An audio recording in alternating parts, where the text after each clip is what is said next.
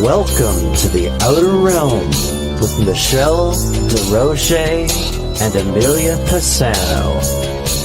Airing live on the United Public Radio Network, 105.3 FM in New Orleans.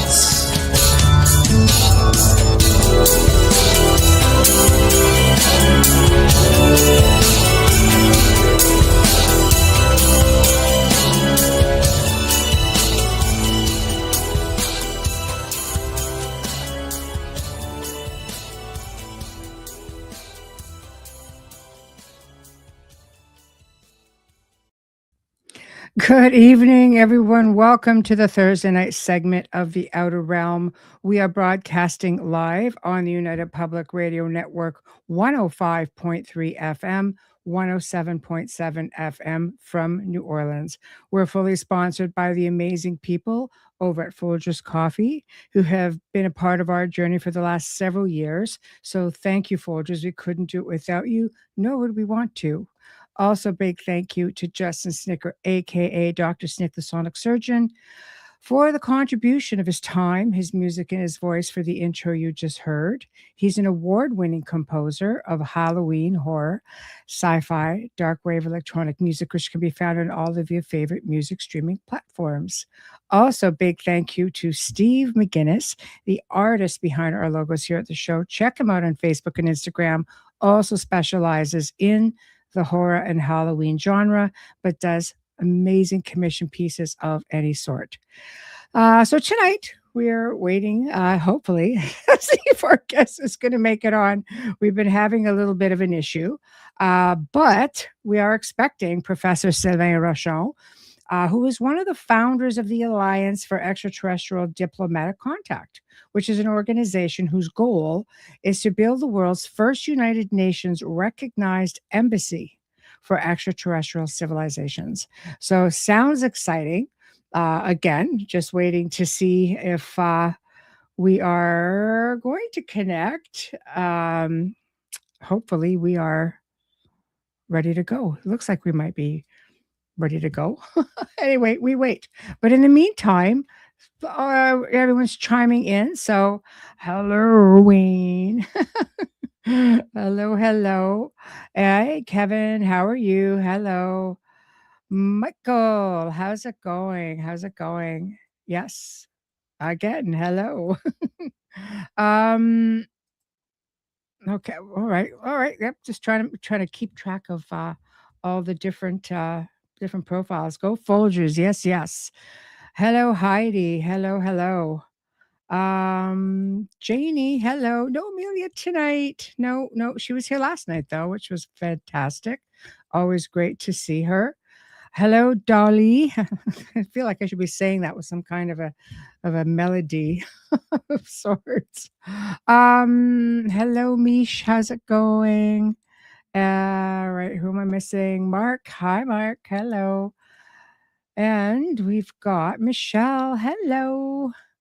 Okay, and we're going. God, just making my way down the list. Okay, I think I've got everybody.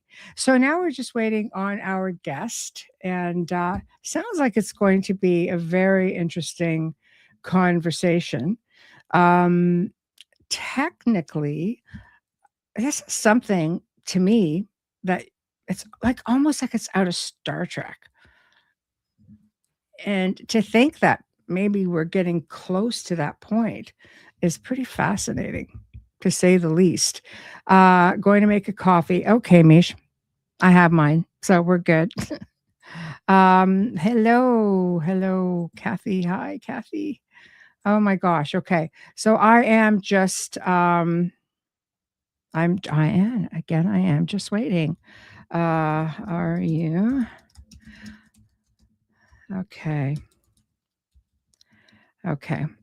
There we go. Oh, and there he is. So I'm very excited about the topic. Like I said, it seems where many people seem to think this is something very futuristic. We're there. Are we there? Well, that's what Professor Rochon is going to be here to discuss with us. And without further ado, hello, Sylvain. Hello, thank you for having me. Oh my gosh, it's a pleasure. Thank you for joining me. I've been very excited about this. So, but I know the time is it's a little bit off. We technically start 10 minutes after the hour because we have shows on before us and we have access to international audio servers, which have to reset, which are responsible for millions of listeners. So we definitely want them, All right. especially tonight, right? So, um, what I'd like to do is start with humble beginnings with respects to, because this is quite a venture. So something led you to this. Are you an experiencer, a contactee yourself, or is it just an interest? Okay. This is a long story, so I'm going to keep it short just for the It's interest. your show. Yeah. You go. I guess it has to start with the individual, with myself, in a way. Like I was, and there's other people involved. I'll bring them in. When I was a child, I knew that I wanted the world to be better. I guess at the time, I didn't know what that meant. I just knew I needed to do something, and I had a lot of stress about it. I had migraines and things when I was a teen.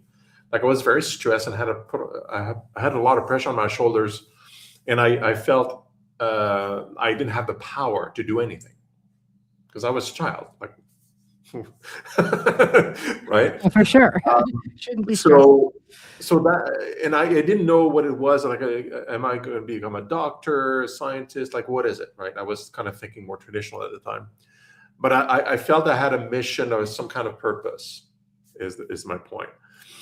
And then when I was about 13, my father brought some books to home. And the books were books written by a fellow that called himself Rael at the time. So and the book talked about his encounter with extraterrestrials, that talked about the origin of life and religion and all sorts of stuff, like where do we come from? It answered a bunch of my questions, and it kind of blew things up for me. It's like, okay, like now I understand more about the universe.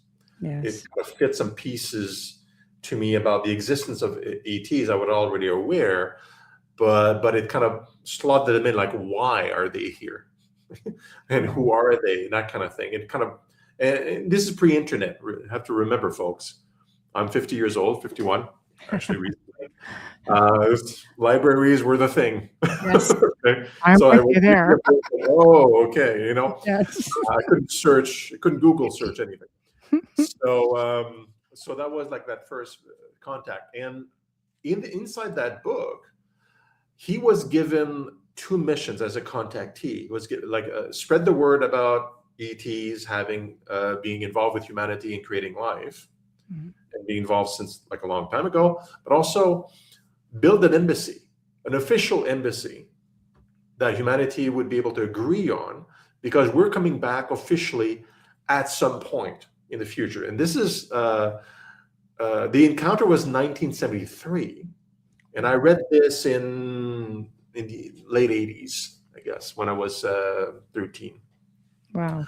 So my father was into this. I was into this, and kind of like, it's like, okay, like this is really important. Again, pre-internet. In my worldview, this was the only person that had contact with the ETs. Because again, books, only books, right? Yes, so that's it. So just got to put the context in. So I was involved with an organization that was created by him for a while. Actually, I'm still am in a way. That kind of is part of the story. And within it was the idea of creating the embassy. So the Raelian movement, which the organization that came out of it, was more philosophy and a way of thinking, but just the purpose of the organization is to spread the word and to build the embassy. And within that, I met the person that was responsible for the AT Embassy project within the Raelian movement, within that organization, named Daniel Turcotte. I was not involved with that. I was doing other things for a while, but then in 2020, so years and years later, I had the compulsion or I felt like the world was being different regarding ETs. All of a sudden, it was more table, like dining room table conversation a little bit more, and it seemed like the ET embassy concept would be more acceptable all of a sudden. And I contacted Danielle, who had been responsible for the ET Embassy project within the Raelian movement for 15 years at the time, or something like that. I said, Dan, the ET Embassy project has to be a humanity project. It can't just belong to this one organization as a project. It has to be something bigger. And he agreed. He checked with Rael, because he's still alive. He's nearly 80 years old. It's like, wow. What do you think? And Rael said, like, yeah, that sounds like a great idea, because the concept of the embassy within that organization is to get it done. Doesn't matter who does. We need, and I'll get to the reason why that is in a minute. Sure. So it's like, okay, like and they brought the resources they've been building since 1974 into a network that the Alliance, because that's why we call it the Alliance, right? It's a network of organizations that all wants to see this happen. And many organizations bring resources they've been building into the cause. So the movement allows us to access, for the purpose of the embassy only, $50 million of funds that's been raised specifically to build the embassy. And that's important because of how we have to approach governments with this. We can't just go, here's an idea. They don't really listen. No. If you have money tagged for that project, they listen a lot more. And if you can prove to them that there's a number of individuals that want this, that will support this, will visit this, will participate in the millions, they're really interested. Basically, they want to make sure you're not a guy in a basement who's just trying to, an enthusiast trying to, with a dream. I mean, is this something you can bring to fruition and you're serious? Is there some serious, is there some organization around, are there numbers around this? It makes sense, doesn't it? Right? Yes, of course. So when we made the alliance initially, we had the movement, okay, like here's the resources we've been building on, like let's run together. And now, a few years later, because officially we started in 2021, early, like January. So now this is 2026, so we're talking about 5 years.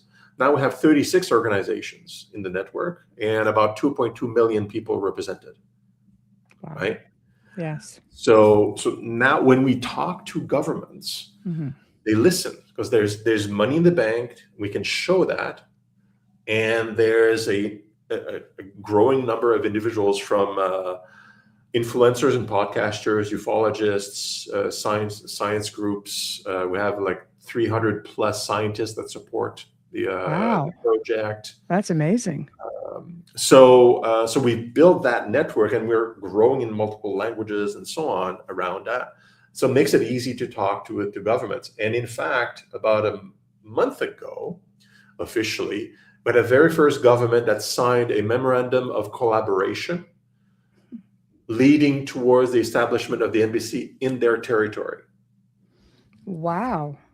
Right, for the first time. We can't say which country it is, because that's very confidential. Well, I don't even know. This is Danielle, as my partner. He handles these conversations. The governments don't want this to be leaked or become a story in social media before they're ready.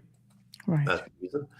But we have that document, so that we're working with them along with other potential governments that are still talking with us, leading towards the creation of the embassy. The reason why even RAL way back then, and still to this day, it needs to be an official embassy recognized by nations, is because we as people and as nations need to not freak out and know the rules of when an encounter is going to happen, so that we don't fight each other. That's the danger. Yes. Well, everybody fights over everything right now. So that's very important. That's right. So there are very well-defined rules about embassies. defined by the Vienna Convention on Diplomatic Relations of 1961 by the United Nations, signatories around the world, diplomatic immunity for the diplomats, all that stuff. That's known rules everybody agrees on. So if a nation decides, because that's how this works, you establish an embassy, a nation says, okay, I want an embassy from this other nation.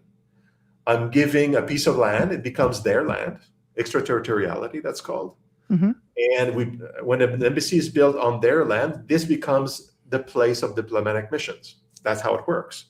So now what we're seeking for another nation is like, okay, declare publicly to the world, this is an embassy for ETs.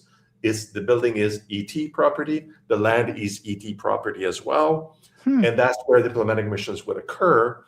And because of the Vienna Convention has all the rules, the rest of the world has to say, okay, like we understand these are the rules. This is how this is going to happen. We know how this is going to happen and who is permitted on the land and that kind of thing, right? Mm-hmm. So that's why it has to be an official embassy, and that's why we're talking to nations, because it has to be an official signatory of the Vienna Convention that it will be doing this. Yes. So. Yes. So that's the whole story from where I was to now where we are in effectively where we are with the project itself. That's a huge jump. Michael has a question. How far along is the Vienna optional protocol draft for ET embassies in 2026? ? Wow, that's somebody that knows. Michael, yeah, he knows. Because I didn't talk about this. The optional protocol, that's a mechanism within that's approved by the Vienna Convention signatories in how you can, because you can't modify an agreement that 200 nations sign off on without having 200 people agreeing to it. Yes. So they put in a mechanism where that's called an optional protocol. So you add another document to the Vienna Convention. It's happened at least once before. And countries have the option to sign off on the protocol. They don't have to. So you don't modify the main document. You just add something else that's optional. So that's the mechanism that is in place. We have drafted an optional protocol to answer the question, and you can go to our website and download it. It's a suggestion. Because the host nation and other nations that would be part of a convention to discuss the specifics would need to agree to the verbiage. We're just offering a draft. And the objective is, well, we need to add something on there because this is not a normal nation-to-nation collaboration. It's nation and an ET civilization. So we need to have that optional protocol that adds the language regarding an ET civilization being involved versus a nation. And there are other stipulations there because it is kind of extraordinary. It's not humans and so on and so on. There's a few things that need to be covered there.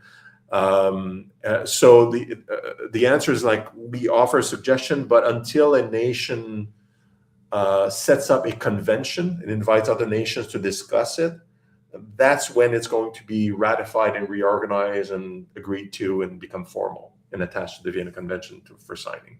Yeah, so right now it's just a suggestion. Yeah, it's a process. So he continues on with updates on caretaker mode prep for the embassy by 2030. I had a discussion internally about this. And just like a few hours ago at a meeting, we touched on it. It's like let's say a host nation sets up the land and we build the embassy.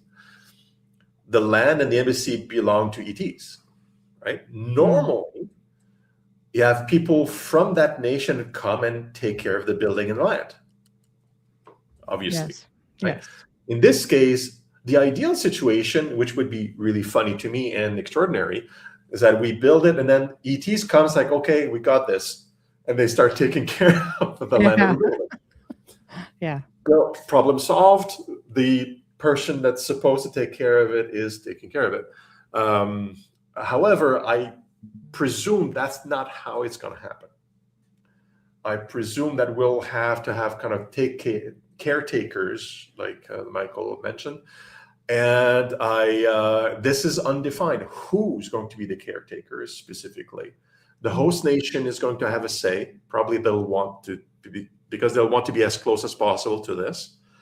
The Iranian movement, who likely will be those that would provide initial funds, will probably want to take care of this. The alliance certainly is interested with its members to be part of that game, because that's kind of like a fun, close contact kind of a engagement. Yeah. But so the discussions about who's going to take care of it, notwithstanding the possibility that ETs will directly take care of it, is still in the air. Like, we don't know. The host nation may issue terms specifically. It's like, look, if we're going to give the land for the embassy, like, we will be the ones, for example. Yes. The movement may say, well, we're going to provide funds, but as a condition, we want to be the caretakers. So there's still discussions that need to happen. I imagine it's a very big investment. So you would want, if those who really are putting a lot of fundage in would want to have some kind of say or have their place within all that, like that system. We still live in the world of materialistic ego. Yes. So the alliance is very egoless. So is the Iranian movement, like the more philosophical and ideological in our participation in doing this. But the host nation is basically doing this to create jobs and for tourism initially. Like, that's how they're going to sell this to their population. And politicians have to do it that way, unless it's a dictatorship.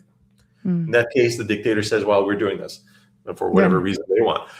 But that's different. Yeah. But I had a chat about this recently too. It's like, let's say it's a more advanced developed nation. Let's say France, just to pick a country, right?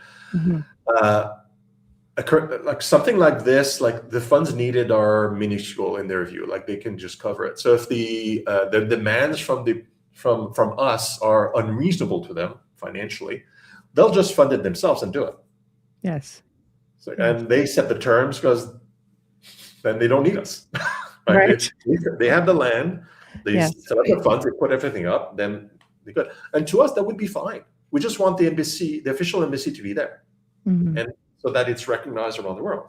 If it's a small nation, let's say it's Belize, okay, they want the funds to be there because they don't have it, or it would be hard. It's a small nation. Belize is like 300,000 people, right? So then we have a stronger say, because they need the money. So so now we can say, well, okay, we want to do this, and that. So that's really the full answer to the question. It really depends on a bunch of factors. Yes. Ultimately, we just want it to happen. Yes. All right. Next, Michael's hot tonight. What's the status of ET embassy site analysis? Early 2026. Well, we need to know where the land is going to be before we do any kind of a site analysis. And this is a city planning or construction kind of consideration. Once you know where the land is, then there's going to be a bunch of analysis for the land, ecological impact. So whatever the host nation has a requirement, they're probably going to open up a lot of red tape for us. And we have architects, we have city planners, we have all sorts of expertise that are ready to go. But first you have to identify the land.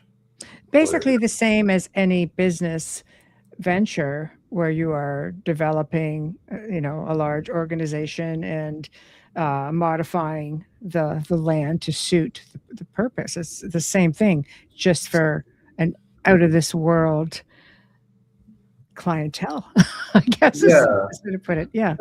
And one of the main differences, though, is that the host nation wants to. So normally, what it would be like a private business approaches the government. Look, I want to do this. Yes. Right, and then you have to go through like different regulations and permits and whatever else. In this case, it's the country that says, okay, we want to do this in collaboration. So that's why there's certain steps that can be avoided, because they already kind of know where. And they know this is something they want. It's not something from outside. So some of the red tape is cut. But typically nations can't bypass some of their own rules. Some rules have to be followed within, because otherwise it causes problems internally and so on. So we'll certainly go through a feasibility study, go through some of the standards of construction either way. But that's okay. And it is a reasonable piece of land. You're talking about 4 square kilometers, Wow. like 2 by 2 square if it's a square. Mhm.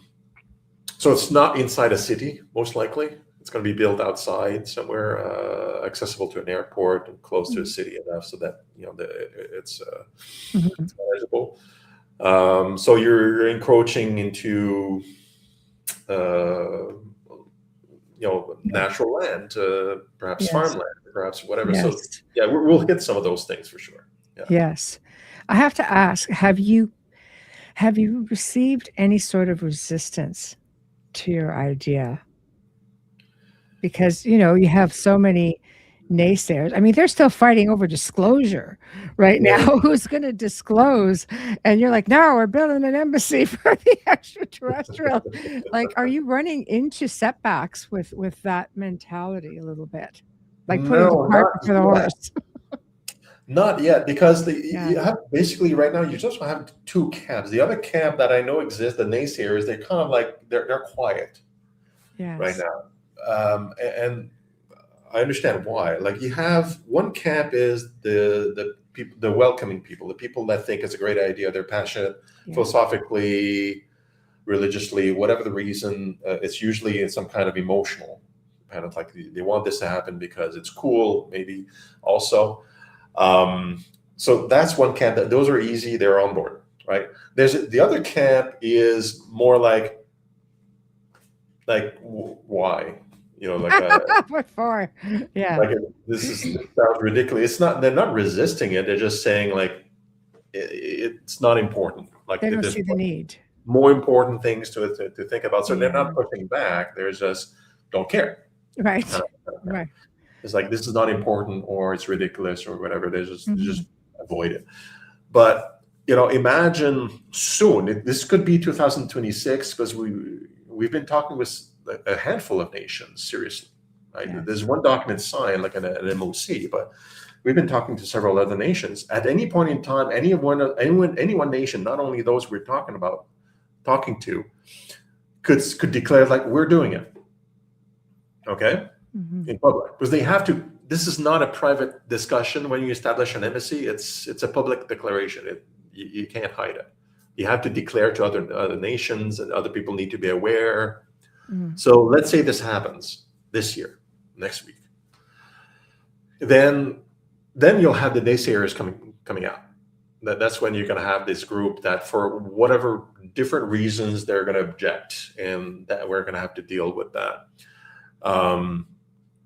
Which is in part why nations are working under a cloak of confidentiality right now. They just don't want to deal with that until they're ready, and they set this up so that it's as positive as possible. When the word goes out, they want as much support as they can, right? The Alliance itself is a purpose-driven organization, so it's focused exclusively on getting the embassy built, but whether we're involved directly or indirectly. So we're participating a lot in the messaging, like advocacy. So we'll deal with the naysayers with our own justifications, like we've always have, like we're equipped to do, I suppose. And generally, the discussion about the why we want this done is that we need to be ready to avoid dangers with each other, like we talked about before, right? To be ready as a society, but also on a more proactive point of view, like we want humanity to be part of something bigger. We want humanity to participate at a galactic scale, and take our place and go into like a golden age for humanity. So we tend to have a positive view of things, and we respond with positive thoughts. Mm-hmm. What happens if you get more than one nation that says, "Well, we want it too," and you end up with a little bit of a? How do you determine if you got people sort of vying for this privilege? Well, the only limitation we have is the resources we've gathered. So the funds and manpower, like we have a certain number of volunteers, that kind of thing. So from that respect, the first country that comes to us and declares will probably be the one we will be working with. Other nations won't have access to our resources because they're too limited. We can't, right? Yeah. But it only takes one. Because once one nation, like every nation receives our packet and receive the information in 2000, near the year 2000. Mm-hmm.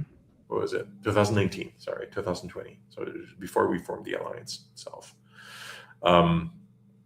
So when there's a declaration about one nation, other nations that are interested now feel safe to declare their intention. They may follow up using their own funds. It's not a lot of money to get this. Like embassies are being built all the time. Okay, nations have the money to get these things. So if other nations want to follow suit under their own wing, great. Like the more the merrier. These are official embassies for a purpose that serves our mandate, and I guess the ETs will have a choice of where they're going to land first. I suppose. Like we just want them to land officially and on TV, right? Yes, so everybody can see. We're here. Okay, yes, we're here making fanfare. We can talk about how we think this is actually going to happen. Yes. That's interesting. Yeah, let's do that. Yeah, there's questions and comments coming in. We'll get to them. Let's just keep going with the flow. So let's keep it a bit short, because point number one, these ETs have been around for thousands of years around us, right? Which means even then they could travel the distance between stars. They are way more advanced in technology than we are. Way more. Okay? We can't even imagine what they can do. So that is a point. That means, and they also have a different culture in how they deal with each other. Like diplomacy and discussions happen probably in a very different way in their world. Right? They don't do it the way we do. Yeah. However, we are the primitives here, and we do things a certain way so that we don't freak each other out. When we do diplomacy, right? It's in little rooms with suitcases and suits, and sit down and we talk.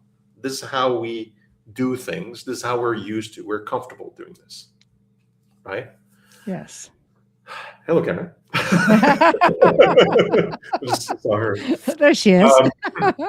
So if I'm them and I want to make first contact, I will do it in a way that will freak us the least out. So most likely, first encounter will be like this. Let's imagine you're in a camera and you're seeing the embassy from the outside, and you can walk in and see the inside. We have a spaceship come down calmly and slowly, land, staircase, people come out. And I was joking, maybe with suitcases and suits and ties. Probably not that far, but like yes, familiar, formal and familiar, right? Go into the building, sit in chairs, and we go in. We have our own suit and ties and briefcase people or laptops, whatever, sitting in chairs, and there's a discussion. I think it's going to be similar to that, right? Because they respect and want us to be comfortable. This is what happens when we do it with each other. Okay. But because they're so advanced, what they could do, they could speak to 8 billion people in their own minds simultaneously if they wanted to. Say, hey, we're here. Everybody becomes an experiencer, basically. They could do that. Because they can. They can do a lot of things. Yeah, I'm an experiencer. Yeah. But doing that would probably cause chaos. People would freak out. They see that as an invasion. think they're crazy. Like, so they won't do that. They've been waiting patiently for that amount of time. They won't freak us out by doing something just because they can. So the expectation is that at first there's going to be that very standard meeting, and then the next time they're still going to go in the building, but the spaceship will just appear on the landing pad. Boop. Oh, that's new. Yeah. Okay. And then, gradually we'll develop comfort, and we'll have our own private conversations with them telepathically or otherwise, eventually, on all that stuff, because they can. But they're going to help us out, work us towards more interesting ways, so they don't have access to only a few people in a room like the traditional way. They want to talk to everybody. They want to deal with the whole of humanity, not just our leader or whoever we put in place. I believe that they want to have a relationship with the whole of humanity, and we can do that. But that's going to take a little bit of time. We're going to get to that. So my question with that is, I say the term special needs because so many are accustomed to different environments. For example, they have certain things that they need, even technology. Like, will the embassy be built with technology that they're going to assist with because they're going to require it? Or, let's say specific types of environment even within the building. Like, is this all stuff or things that need to be factored in? Yes. Yeah. That's cut and dry. All right. Yeah. Okay. Yeah. No. Absolutely. It is to a certain degree. It is factored in because we're making certain assumptions, and also we're going on the lead of what we were given as information. This initially was Rael. He was told certain things, certain specifications.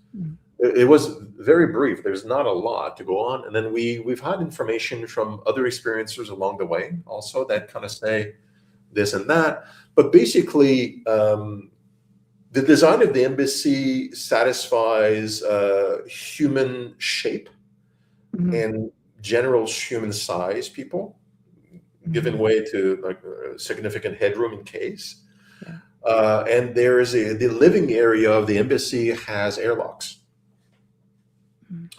So we don't integrate a bunch of technology in there because our technology is crap.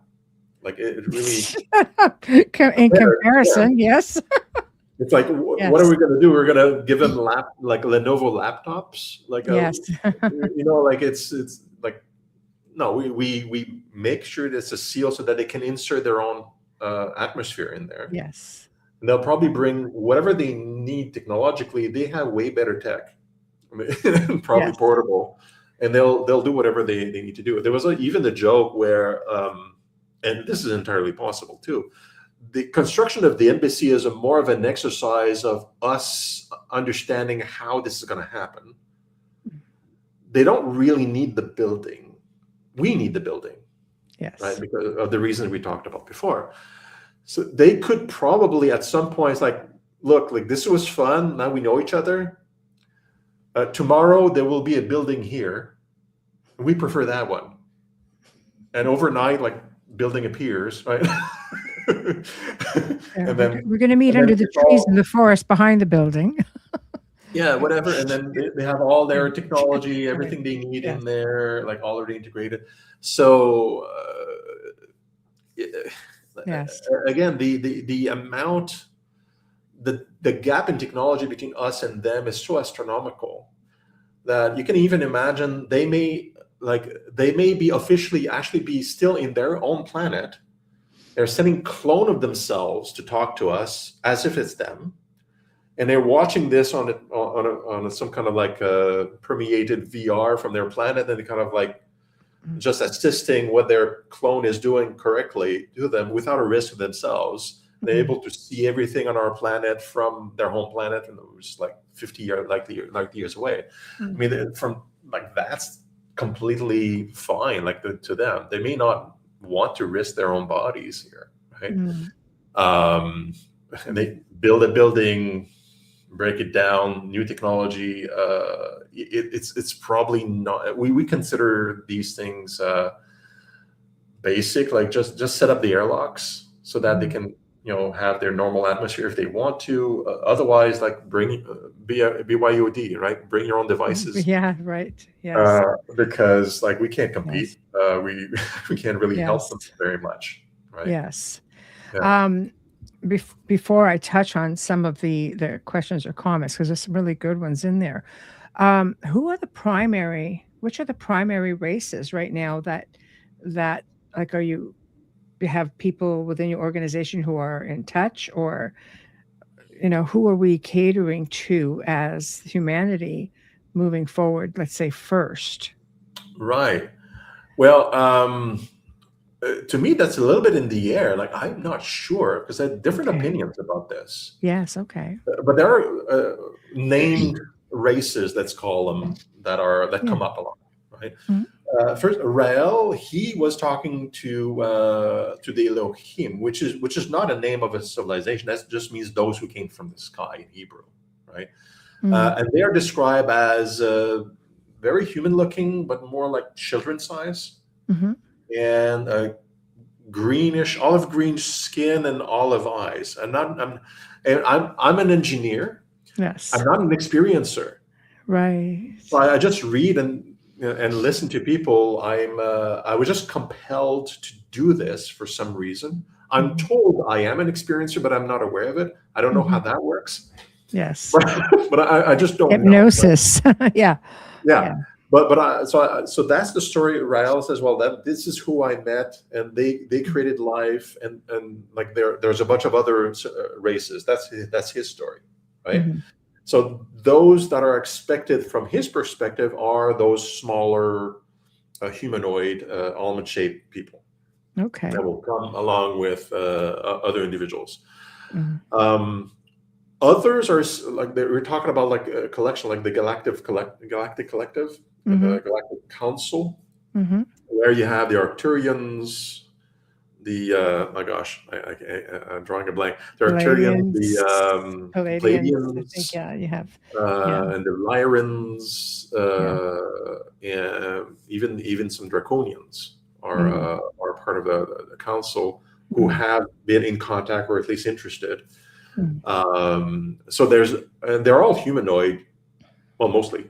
For the reptilians, they're variants, and they're different children sizes, a little bit taller, a little bit shorter, but generally like humanoid, human-ish. Any number of them could be also Elohim, like because that's not a name of a. Even Palladians is not their own name for themselves. Of course. Because that's a name of a set of stars that we gave. And yes. So they probably have their own internal name. So some of the names that we have read about from different accounts and also history could be the same civilization, even though the name is different. Like Anunnaki, for example.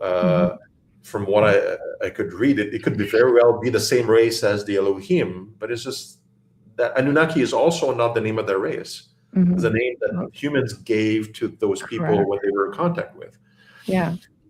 Yes. So to me, not being like with them and not really understanding the dynamics and the names, I'm not sure. Right. But just any one of those that I described that we see in pictures could be coming first, or as a collective, as a group, why not?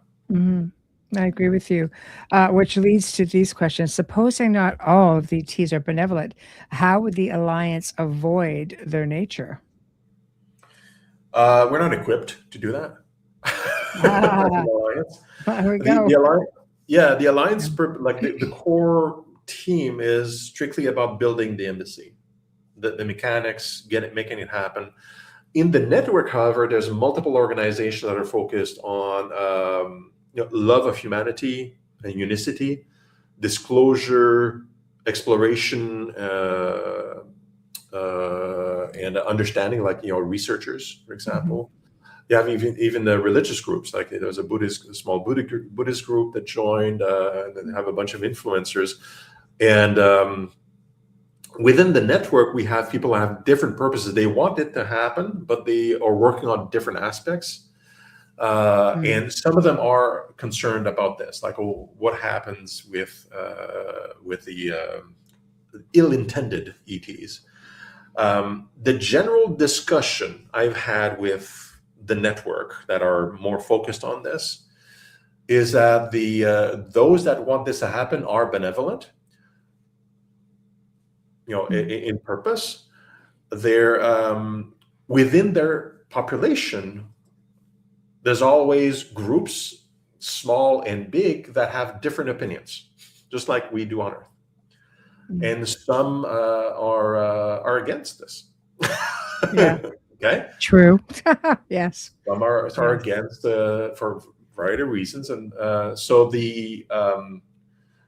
what I've been told by those that are channeling or in contact with the Galactic Council and others, they say, well, they're keeping the bad elements in check because they want this to happen well, but they can't control everybody.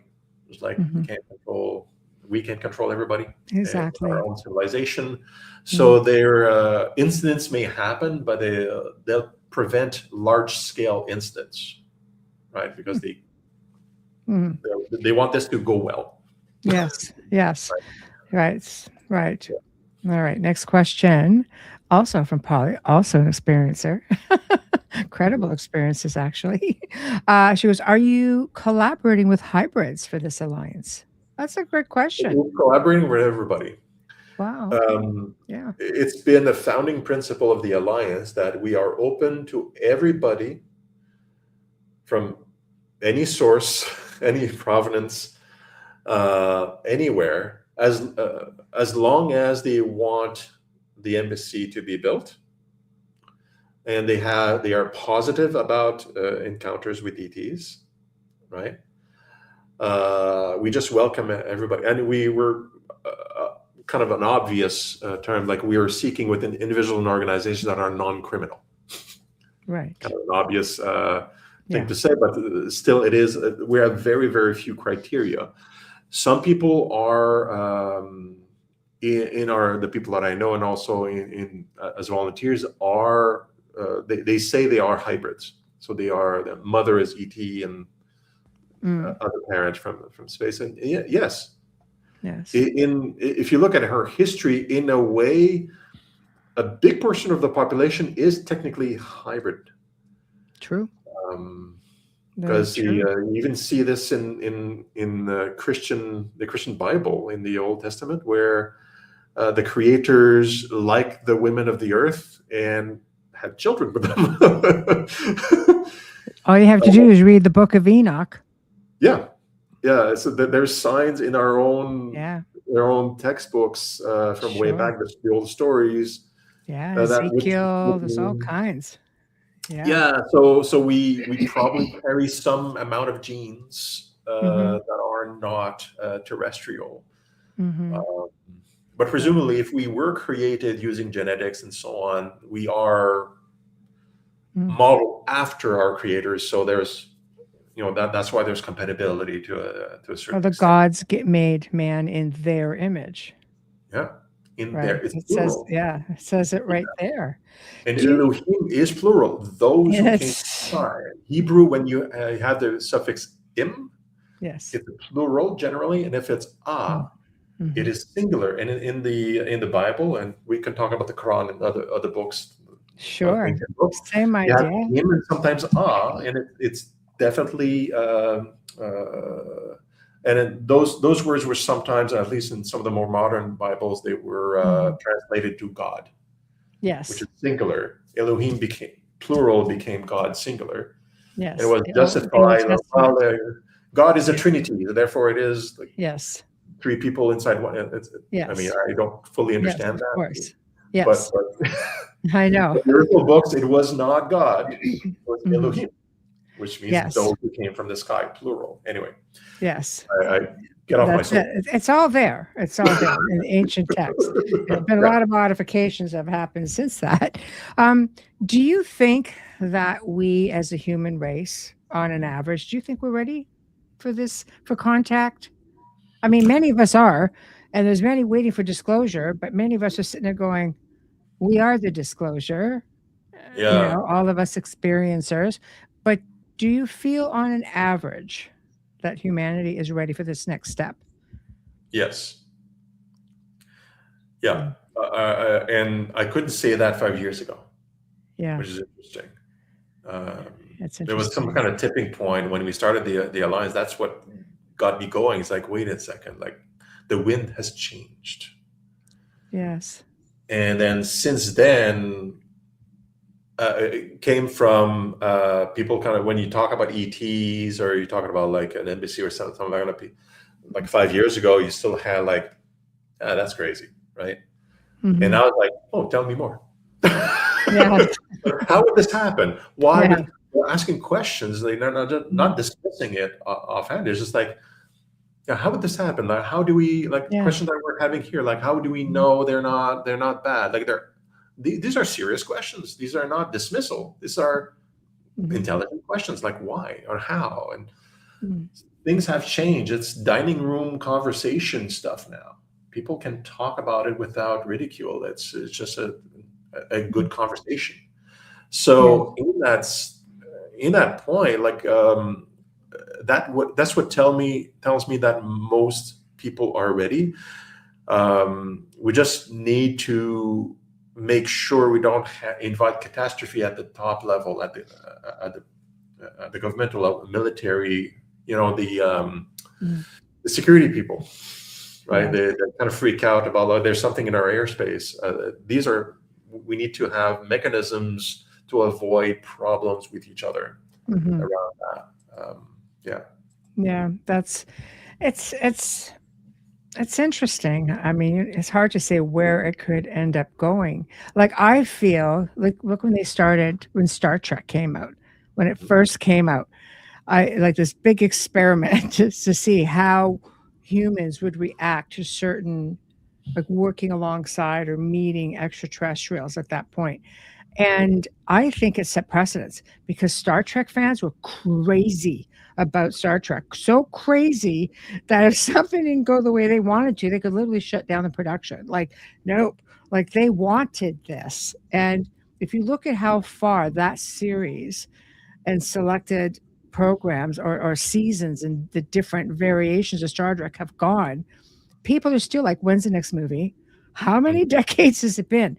And I really feel that that set precedents for at least a generation or two or three would be accepting of something like this. And then, of course, there was always the theory that, Gene Roddenberry met with the Council of Nine and all of this. So it's just, you know, it's interesting. Where did it go? Where did it come from?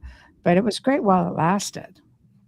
I'm a big Star Trek fan for all sorts of reasons. Like, Same too. Yeah.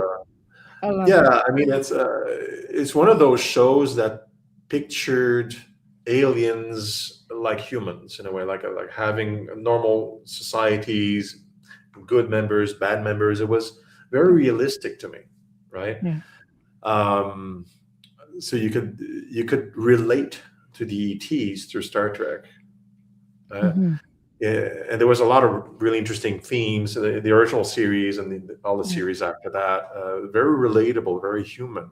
Mhm. And in modern conversations, with my profession is actually I'm an engineer. I'm a futurist. It's about seeing the future and how it impacts organizations.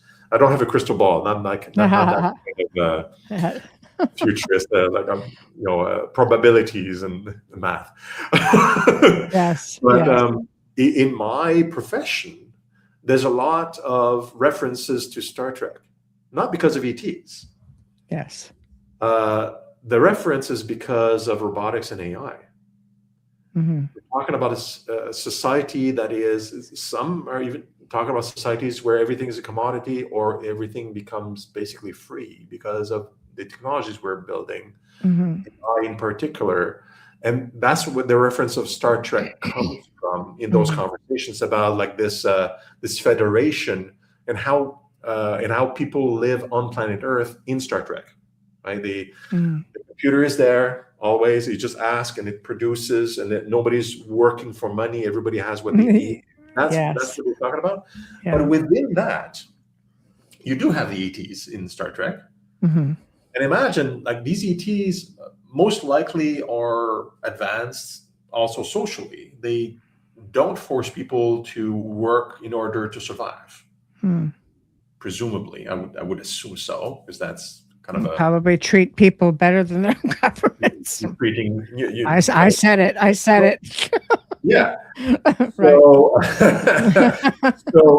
So the image that we're imagining ourselves in Star Trek, with civilization basically free of forced toil, is also the same world where it's kind of natural to have ETs kind of visiting and interacting with us. Mm-hmm. Right? It's kind of the Roddenberry world is something we can imagine for ourselves in the real world. Yes. And the ETs come in because we understand, as we evolve in our systems and how we could have a better system, we can also imagine these advanced civilizations, how they would interact with us in a positive way and in a quasi-equal way, because they also have evolved beyond material needs and conquest and some of these things. And we can talk at an equal level, because we talk at a higher level, not about, well, how can we take advantage of each other, but more about, well, how can we exchange our cultures and how can we improve each other? So we can have this idea of a oneness in these conversations. Yeah. Yeah. The oneness, that we're not so different after all. Exactly.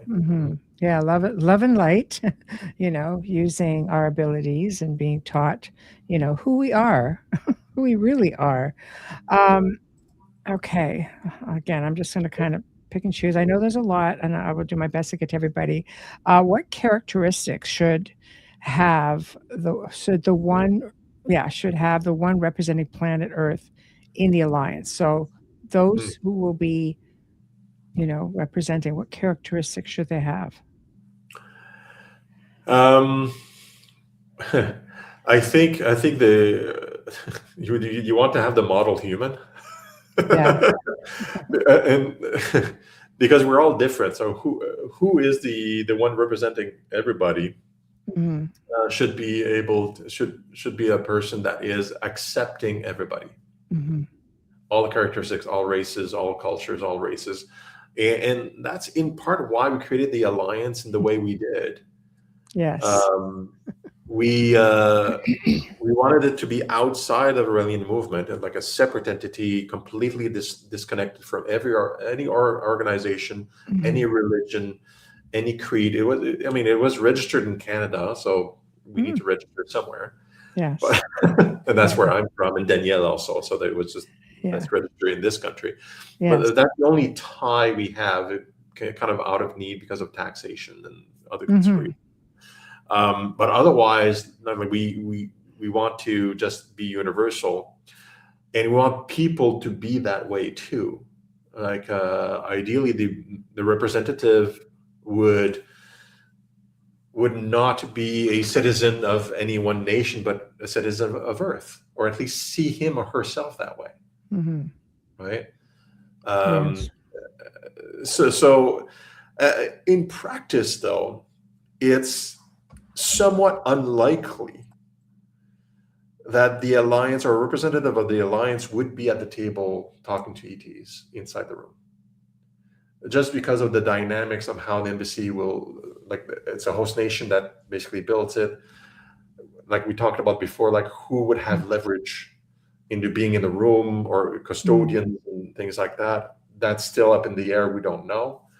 We'd like to think that whoever will be in the room with the ETs will be good representatives of humanity, in the sense that that the question was framed and what we would mean, you and I, Michelle. So preferably not government. How it's going to happen, and whether or not that's the reality for that very first meeting. Like I mentioned before, I'm sure the ETs would rather, like, let's imagine it's going to be kind of a standard scenario we'd expect, which means the host nation has a person there. You have like other people that are with standard diplomats, let's call it, like it's their profession, and we don't have a seat at the table. That's how I think it's actually going to happen. I hope not, but I think that's going to happen at first, because of the pressures and the power, dynamics, and that will be okay. The ETs will be respectful, that have a chat with them. They don't want to talk to these people. I'm pretty sure. Well, like Mish says, it would be nice if they were the ones that chose, Exactly. Yes. So you're building the building, but ET, it would be nice if they chose who they wanted to communicate with and leave it at that. Because some of them, they're very evolved, but they don't necessarily want to communicate as open-minded as they are and wanting to be, some of them are very benevolent. They want that unity, but there are some groups out there, and I have to say, like, how many governments have even been already in touch with ET along the lines, and I don't know if necessarily that they would want people at that level communicating with them. I think they would want, somebody more on an enlightened level. Yeah, and like, our hopes may come true. Like, we just don't know. Yes. Like, they may, instead of just appearing out of nowhere, they may somehow communicate. We're coming on the 10th of March 2030 or whatever, right? And it's a clear message. Everybody gets it. It's like, okay, like we know this is happening ahead of time. We're not 100% sure, but it's pretty convincing type of message, right? Yeah. Like, okay. And within that message, they may say, like, okay, this is who we want to see. Yes. And it may just happen that way. Right? We just don't know how they're going to do this. And then, are we going to follow the recommendations? Or, like, I don't know. On our side, again, we can be dicks and we can be gracious. We can, depending on who's going to be involved. I certainly hope this is something, it'll happen that way. I just don't know. And they would choose, if they send such a message, they would choose people that are appropriate for them. Yes. And then we'll see how the people on our end react, the different people in positions. Like, the host nation would certainly have a say, and others. If I'm called to go on at the table, like, dude, like, I'm there. For sure. Sure. Big honor. What an honor. Yes. But you're building. You're the builder. You're putting the organization together. You're doing the red tape. You're not necessarily the one that's going to sit there and say, "Okay, we're going to." Yeah, you're just the organizer. I think in this, a lot of people have been given the task by DETs, like, guided in some way, including myself, I think. And we each have our part. Yes. So I even though I would be excited to be called to be at the table, I'm feeling it's probably not me that's going to be there. Yeah, this is your part. Yes. Yeah. Right. And I'm just going to leave it at that. Like, I'm really not sure how it's going to happen. My job is to get the embassy built. Yes. Plain and simple. I like that. Michael says, he goes, have you reached out to Dr. Stephen Greer about using his star retreat in Hot Springs, Virginia? Is it for the ET embassy? He says, I've had dealings with Dr. Stephen Greer on his new facility and believe they would fall in line quite well with your task. Well, two things. We've tried to connect with Dr. Greer directly, and he's never responded. So probably he's busy with his own project, because he is very busy with a bunch of projects, and we're a new organization and so on. We welcome contact and discussion with Dr. Greer and his organization. Like just like I said before, we're open. Like, we're open doors. The second point, though, like, we've been offered land dozens of times. Yes. Different, even Aboriginal groups have offered land on their territories. Interesting. Yeah, Wow. because they know this is real. Like, And they to would them, probably like be the North best American student. Aboriginals and another place of the world, Yeah. individuals that have land in the States and Puerto Rico and other places, like, hey, we have land, build the embassy here. Yes. Yeah, but then it's just a building.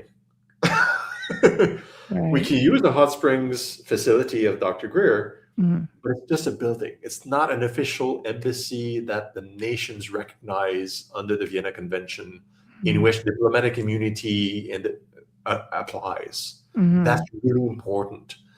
Right. We have actually an international lawyer that's affiliated with us do a talk about this in one of our conferences for 2-3 years ago. He explains, like, the problem with ETs, Mhm.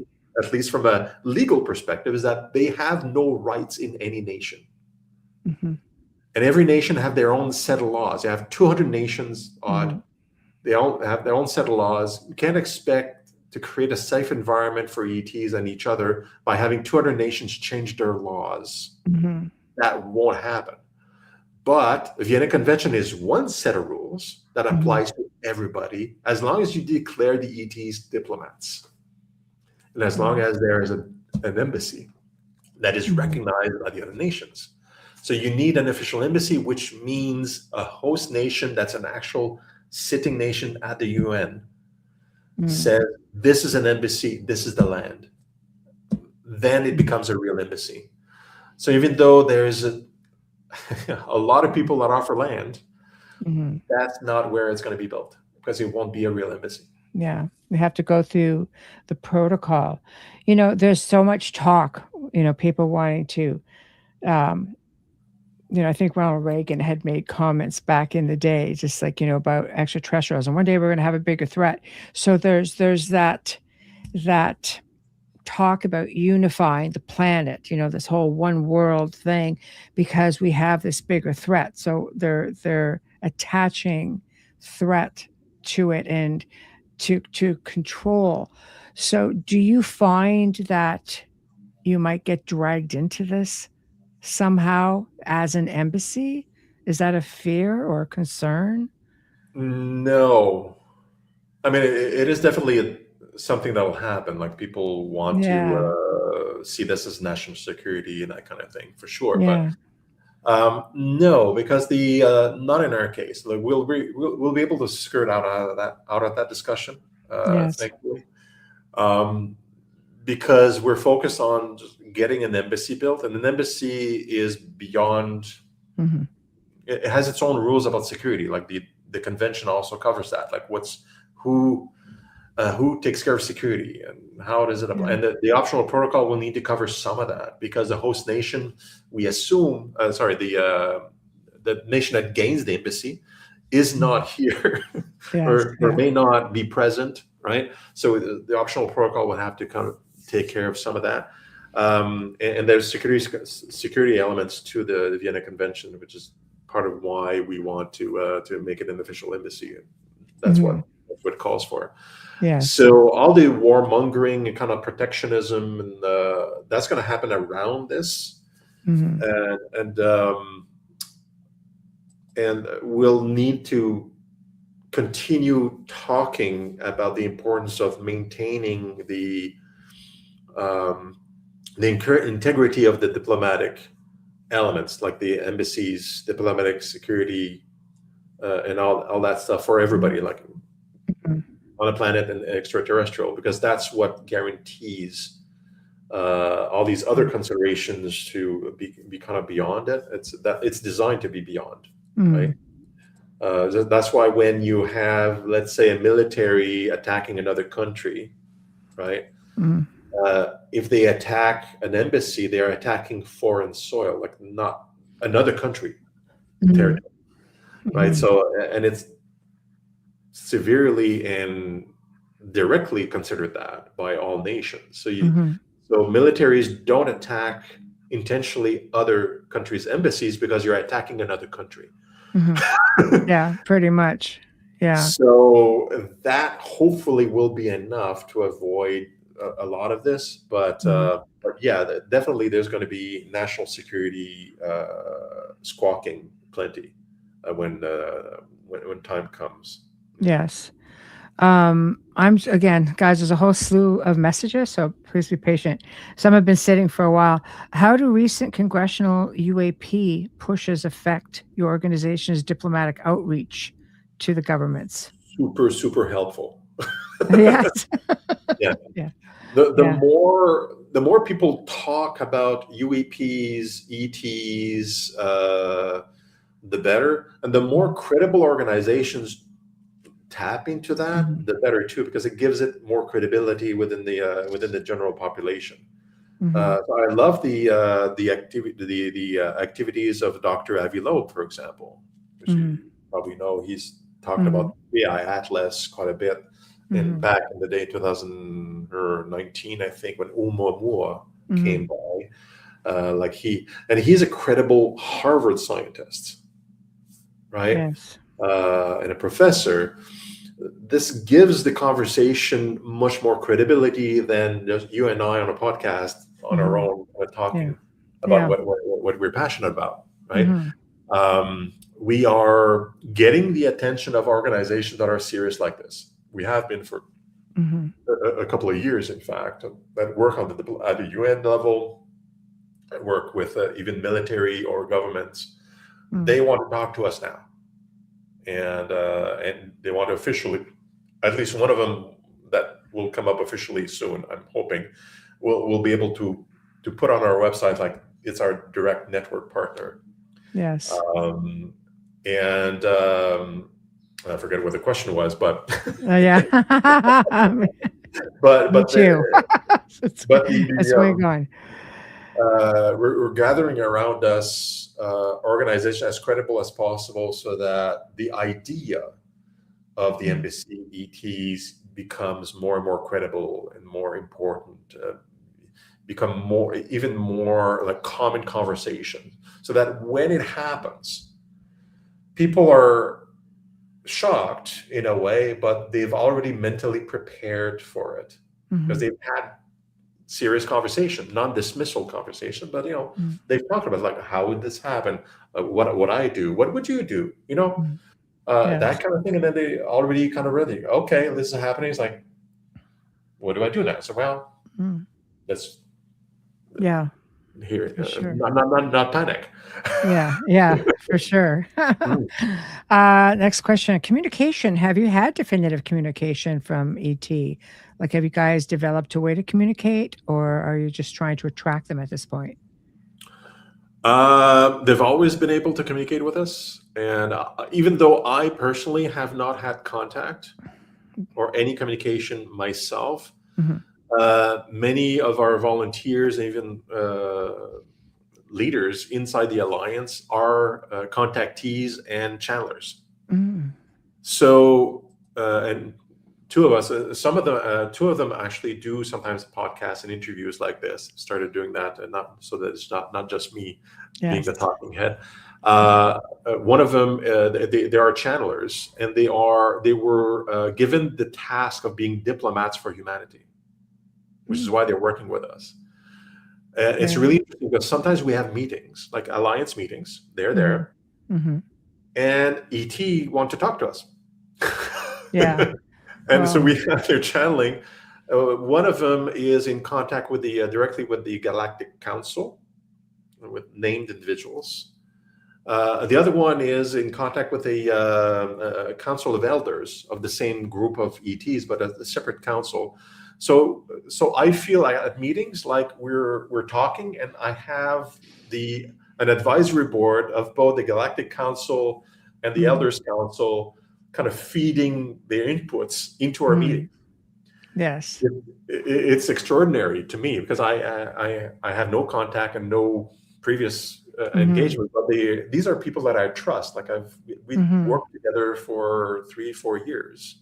Yes, I know them. They're not nuts, for sure. Yes, they're very benevolent human individuals that want to do good. They've had fairly recent emergence as channelers, not 20 years, but just like a few years. Yes. and they want to give and they want to accomplish their mission, and that's why they're there. And then you have these messages that channel through. Yes. It's like, okay, like got input directly from ET. So that's my experience with this. And there's like dozens and dozens of people like this that are contactees, channelers, communicators, and constantly, even now we have a new project for 2026. We're trying to gather all channelers in the same room so that we can talk and see like the common project. How can we help each other, accomplish their own individual goals? Is there a lot of common ground in goals? Like, can subcommittees form to help each other out? We're trying to organize this actually in 2026 early, and see what happens. Like there's a lot of people that are being in contact with ETs, and more so than people think. We're talking. My estimation is that you probably have millions of people in contact with ETs right now. Yes. Oh, without a doubt. Without a doubt. The background that we're looking at, the building, what inspired you to do this design? Was this something that you were told by your people saying, oh, no, they want something like this and like this? Or was just this something you felt? Where does it come from? This does not come from me. This actually comes from the people working on this for years in the Raelian movement. We borrowed this because it's good design. But there's a story about this. This is why we kept this. Yes. I think it's in 1990. One of our volunteers is also Raelian. He's the architect, the original architect of this, and there's a small group of architects. So we brought him into the alliance because we want to have the design and all that stuff. He and others created the base outline at first. Like this is a base idea, like just 1990 or something, I think he mentioned. And it was funny because the base design was presented to Rael and others, like kind of a public like show, like this is what we think kind of thing. And 2 days later, the design appeared in a crop circle in the UK. Is it 2 days later or a day later, like a very short time later? You can actually find it still online. It's getting old because it is 35 years ago, or so. And at that, like it was noticeable. It was news at the time, and they said like, okay, then like that sounds like a stamp of approval or something because this is. So let's keep the shape. Yeah. So that's why it's shaped like this with a donut and things. There was a design. It seemed to be through crop circle maybe acceptable. Later on, the details of it were worked on in 3D and walkthroughs and things like that. And that's all creative elements from the architectural team. The trusses represent organic, but also DNA. Right, generally, and they have like kind of a flower shape, like which is kind of an indication of beauty and creation, and kind of making the building beautiful and as modern as possible to make it inviting. Is what I was told. And internally, you have like the airlock system and kind of the practical elements, like a conference room and that kind of thing. Yeah, and accommodations, things like that. Right. There's room for, I think, oh my gosh, is it 11 or 7 people? Now I can't remember now how many rooms are in the donut, the residential area. Yeah. Very nice. Very nice. Okay. So Polly says, is your government supporting or collaborating with the project at all? My government? Well, I'm Canadian, but I live in Thailand. So I have two answers. First off, Danielle takes care of conversation, so I don't know if either of those countries have been chatting with Danielle. He's the president handling the diplomatic conversations. Yes. I do not know. I would hope it would be Thailand because I live here. Yes, that'd be great. But what I do know is unlikely it to be Canada because Danielle, he hinted at some point that it's unlikely to be a cold country. Yeah, that's true. In many ways. Yeah, right. it's So cold. I know we'll leave it there, but I know. I mean, Um, there's logistics issues with snow. The yes, Canadian of know course. this, but also Yeah, it's cold. And if you want to be comfortable, you do it where the yeah. climate is more No amenable tropics to in comfort. Canada. No tropics in Canada. Yeah. Yeah. So yeah, and I suspect that it's way more likely we'll have a go ahead with a country that has much more to gain from such a project, which is like I said, presented as a tourism Hmm. and job making project for countries, because that's what they want to sell to their population. It's Hmm. way easier to sell a project like this, like we're going to do something weird Hmm. because it's going to create job in tourism, than saying we're going to do something a bit off the cuff here Hmm. just because we're going to use taxpayer money and resources to do this. Like that's a harder sell. But you say it's going to create jobs, and so in that respect, nations that are poorer are much more likely to want the project to happen because it's more beneficial to them. Like the Hmm. US, for example, doing a project like this would be a drop in the bucket in their economy.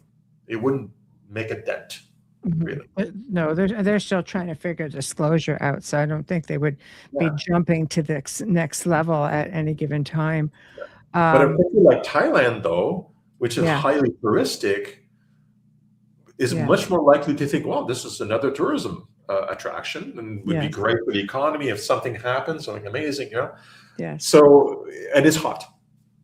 Yes, It's and warm it's weather. hot. There's a bonus right there. Yeah.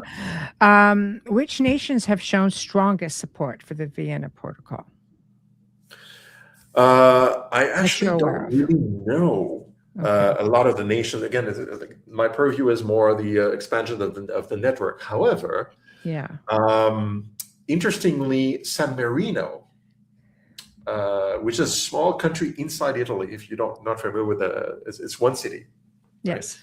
inside Italy, made a petition at the UN, unrelated to us, although we behind the scenes we were talking with some of the people responsible for this. It's called oh my gosh, what is it called? The Titan Project, I think. At the time, this was a couple of years ago, but it went into the UN. They made a proposal to set up a committee Mm. inside the UN to discuss extraterrestrial contact, essentially. Mm. So the San Marino, in particular, because of Project Titan, right? They're already on board with this, so they could very well call for discuss the Vienna. They're already thinking about this. They already took some action about this. Some nations that are very UFO centered, Mm. like in South American countries, for example, are very likely to jump on board really quickly. Mm. I spoke with some Mexican scientists recently that are doing work with UAPs about this. It's like, look, like we everybody talks about UFOs and aliens all the time. Like it's common. Like they see them in the sky on a regular basis, like normal people. It's not Mm. even special anymore in a lot of Right. South American It's so countries. commonplace. Yeah. It's very, very common. So Yeah. the idea of disclosure doesn't even come up Hmm. because it's everywhere. Yeah. And everybody's Yeah. talking about it. Hmm. So those countries, talking Hmm. about the protocols for contact, that would be easy for them. It's not even risky politically. Hmm. Um, do you guys have a process for vetting your contactees? Because anybody could say they are. This is a very special project. I think It's like, really is there a way hard. that being sure? Yeah, it's really hard. Actually, one of the major organizations that in our network Hmm. had a special meeting with me just on that topic. Just ask me that question. It's like, Oh, how do you know? yeah, for sure. They wanted like, how do you do it? Like, because we get contacted a lot. Like, how do you do it? Like, and this is the answer I gave. It's like Yeah. how do you know a person experienced something or not? Right? Like Mhm. you can't really tell. But I do apply filters. So I gave him my tricks. It's like, number one, I check if the person is trying to personally benefit financially or otherwise from that possible relationship. I want to eliminate the chance that, because most likely somebody that just says like I'm a contactee without being one has an ulterior motive that is not, globally beneficial. It's more selfish, right? So I look at contactees that are non-selfish as more likely to be real contactees, and they have a mission and things. It's non-selfish, non-ego type of individuals I trust a lot more. Let's say. Beyond that, you can through conversation see for signs of mental instability. Because it could also be just a construct, like somebody can be schizophrenic and imagine things. It's also a possibility, right? But if a person has a stable job, has like a, interaction. Functional individuals. Functional individual, well, also more likely that this is the real deal. Yes. Although some people that have contacts sometimes get destabilized because of trauma or shock. That does happen. Yes. And they can be brought back, but like I have to filter somehow, right? So I look for stable individuals that are non-egoist and want to give, right? And not asking anything in return. Those seem more legitimate to me. Otherwise, I mean, you have to be able to look into their brains and sometimes hypnosis, sometimes just seeing what, finding out what the characteristics of an actual experience tends to be. But unfortunately now so much of it is online. It is very difficult to work your way through it, and the message here from ET, I think, is that they just want unity. They want us to remember who we are. They want us to be able to use these abilities that apparently we all know how to do. And some, then the cruel joke, of course, of our creator is, you're coming back and we're not going to let you remember anything. Great. So, I guess there are different ways. But this is, of course, the part of the show where you promote yourself, just as we come to the end. Where can I've had your website up quite a bit, but what do you have coming up? How can people get a hold of you? What are you looking for? How can they help? That sort of thing. Okay, excellent. So yes, the best thing to do is check out the website, because we do have information about who we are. And also there's a membership page that describes different ways you can get involved, which includes volunteering. And we're constantly looking for volunteers that are able to speak different languages, because we're primarily English and French, but and now a little bit of Spanish, but we want to get into other nations. And the activities for this year are primarily about getting the word out. So I'm looking for people that want to get involved in taking care of social media, like different social media, like platforms to get messages out, because we're lacking in some sort of social media in our volunteer base, and we're looking for people that are influencers or that know influencers that are interested in the topic, so we can get the word out even more. So just get the idea of the embassy as much out as possible. People getting, so that it helps us getting numbers up, and that we can show how many people want this to happen in a tangible numerical way. And then when we talk in our other branch, when Daniel talks about with governments, he can talk about bigger numbers, basically. So that's for this year, that's what we're looking for, volunteers that want to help us out, get the word out. And they could just go to your website here and reach out. The contact form, I will see the message personally. Others do, but usually I'm the one that answers at first. So you'll get me. I love it. Thank you so much for joining me. It was such a pleasure to meet you, and definitely enlightening. I really hope it goes every direction you want it to go in, and you never know who you're going to meet to help you on your journey. So I'm keeping my fingers crossed for you. Thank you so much, Michelle. All right, thank you very much. And to everyone else in chat room, thank you all for tuning in. You guys are really awesome. Thank you to everybody who's listening through audio. We appreciate you so very much. Wednesday, Mark Ollie joins us for updates on UFOs, disclosures, Sri Atlas, all the typical stuff, but all the way from the UK. So hopefully we'll get some stuff out there. Wednesday, open mic, open discussion with Wayne Mallows exploring end times prophecies, predictions. And Thursday, Giulio Consiglio, his book, Your Highest Vibration, realizing your full potential through chakras and meditations and things like that. So very laid back, very laid back conversation. So anyway, thank you all. Have a terrific weekend, and we shall see you all on Tuesday. Good night. Good night.